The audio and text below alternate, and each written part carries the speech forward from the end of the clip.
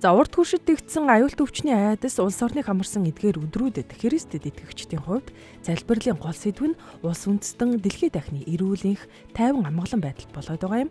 За Христэд итгэгчид санаа нэгдэн ийхүү залбираа зогсохгүй улс орныхоо энхийн мананд тэргүүн игнэнд ажиллаж буй нийт албан хаагчдаа талархал илэрхийлж эрүүл мэндэд нь санаа тавьж өөрсдийн халааснаас сайн дураар хандив босхон онц нөхцөлд ховордоод буй амны хаалт болон гар ариутгах бодисыг зэхэн төрийн албан хаагчдаа гардуулах санаачлагыг өнөөдөр Галийн ерөнхий газар хил хамгаалах газраас эхлүүллээ.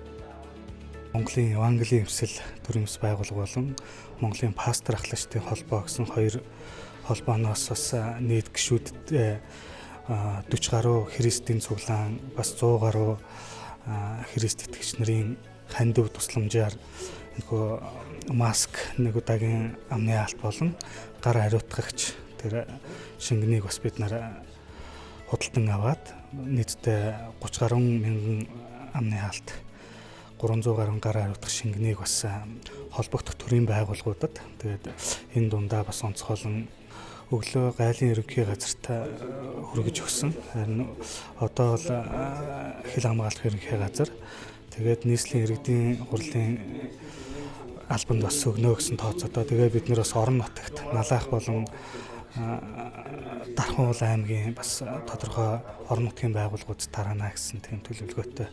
Тэгээд хил хамгаалах ерөнхий газартаа бас 8000 амны хаалт 100 гар хариутгах шингэнийг бас хүлээлгэж өгсөн байна.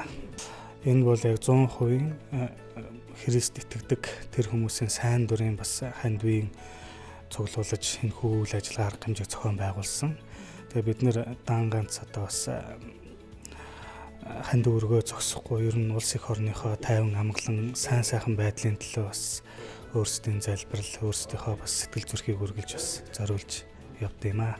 Элчдийнхаа өмнөөс баярсан алхахыг илэрхийлье. Одоо үед шинэ төрлийн коронавирусын халдвар дэлгэрж байгаа халдвараас урьдсан сэргийлэх арга хэмжээ бүх орон даяар авчиж байгаа энэ нэг удаагийн хамгаалах хэрэгсэл юу? Дэлхийн эрүүл мэндийн байгууллага, эрүүл мэндийн яам, улсын онцгой комиссоос гаргасан зөвлөмжийн дагуу хүмүүр хамгаалах хэрэгслийг хэрэгжилж байгаа.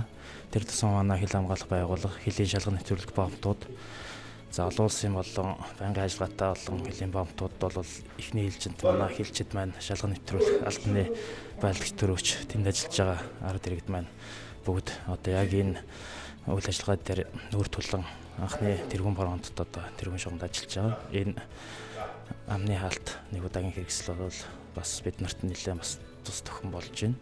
Би техникэлжинд энэгээ одоо яг энэ тэргуун шугамд явагддаг байдаг бүрэлдэхүүнд шалган нэвтрүүлэх бомтын бүрэлдэхүүн болон хилийн ангууд руугаа тавгдын тусламжийн нүүрсийг явуулах болно.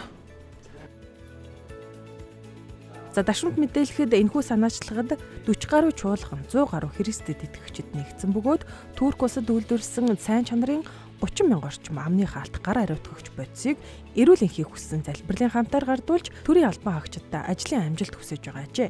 За энэ дашрамд эрүүл мэнд ариун цэвэртэй анхаарч амны хаалтаа тогтмол зүүж аюулт өвчнөөс сэргийлэхийг Дэнлүү Ньюс уриалж байна.